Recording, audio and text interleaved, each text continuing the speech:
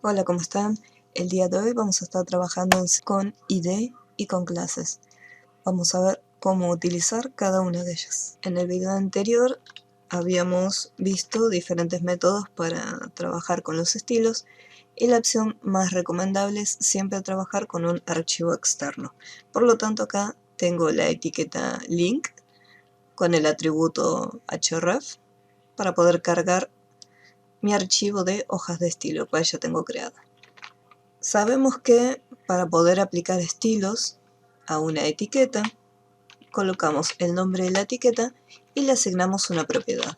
Por ejemplo, background color, que es el clásico, vamos a ponerle color agua. Al momento de almacenarlo, me muestra que todas las etiquetas que son de párrafo va a tener este formato. Lo mismo si le asignamos una propiedad a la etiqueta H2, todos los encabezados van a tener el mismo formato. ¿Qué pasa si de repente quisiéramos que un bloque de párrafo tenga un formato diferente del resto? Para eso vamos a ver dos métodos. Como siempre tenemos lo que es el método incorrecto y el método correcto. Vamos a ver el incorrecto primero. Yo podría decirle al primer párrafo que este tenga un estilo diferente. Entonces le pondría background color. Voy a poner otro, un color cualquiera. Y acá conseguí que un párrafo sea diferente del resto. Pero ¿qué ocurre si yo quisiera que este mismo color lo tenga otro párrafo? O incluso también quisiera aplicarlo a los encabezados. Entonces, el método más efectivo no es este, sino que es hacer lo siguiente: asignarle a los párrafos o a las etiquetas que queremos el atributo class. Y acá le damos un nombre. Por ejemplo, voy a llamarlo fondo. A este encabezado, que es el título 3, también le voy a asignar la misma clase, fondo. Ahora en nuestro CSS, para llamar a las clases, tenemos que colocar primero un punto y luego el nombre con el cual creamos la clase, que en este caso es fondo. Y voy a darle otro color de fondo. Vamos a ponerle este color. Y acá vemos que le asigno esa propiedad a este párrafo y a este título, porque son los que tienen la clase fondo. E incluso si yo elijo otros párrafos y le asigno la misma clase, vemos cómo todos los párrafos tienen exactamente lo mismo.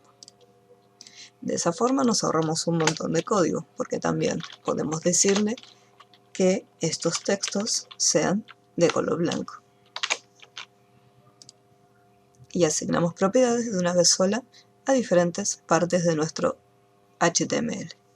Se pueden crear la cantidad de clases que sean necesarias y además también se pueden aplicar más de una clase a una única etiqueta. Yo, por ejemplo, acá puedo tener otra clase más, la cual me permite indicar, por ejemplo, un tipo de fuente. Vamos a ponerle letra. Este espacio en blanco le está indicando que voy a tener una clase llamada fondo y otra clase llamada letra. Si yo quisiera colocar, por ejemplo, tipo de letra, en este caso me estaría tomando tres clases distintas. Para poder utilizarlo de esta forma, tendría que separarlo mediante guiones o dejar todo junto. Lo más recomendable, o la mayoría de las veces, se suele utilizar que quede separado por guiones. Entonces, vamos a utilizar esa clase, tipo letra. Tenemos que escribirla tal cual como la tenemos creado. Si está en minúscula, minúscula, si está en mayúscula también. Y vamos a ponerle un font family que sea impact. Una fuente para que se vea la diferencia entre uno y otro. Entonces acá tenemos este párrafo que tiene el estilo de letra impact. Supongamos que también lo quiero para los encabezados. Por lo tanto, la clase tipo letra lo podría colocar, por ejemplo, acá.